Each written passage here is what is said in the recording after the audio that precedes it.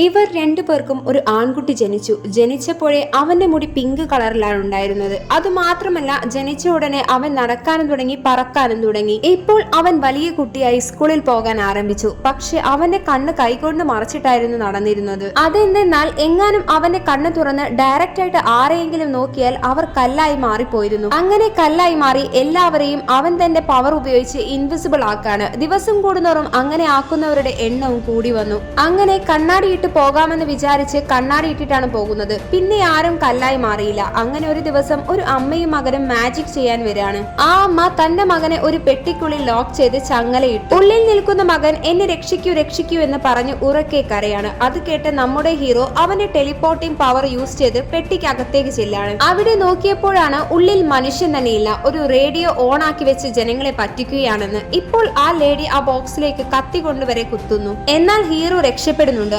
അതിനുശേഷം ഒരു വലിയ ക്രെയിൻ ഉപയോഗിച്ച് ആ പെട്ടി നേലേക്ക് പൊന്നിച്ച് താഴേക്കിടാണ്. എന്നാൽ ഹീറോയ്ക്ക് ഒന്നും പറ്റിയില്ല. അതിനുശേഷം ആ പെട്ടി തകർക്കാൻ നോക്കിയെങ്കിലും അവൻ പവർ യൂസ് ചെയ്ത് ടെലിപ്പോർട്ട് ആവാണ്.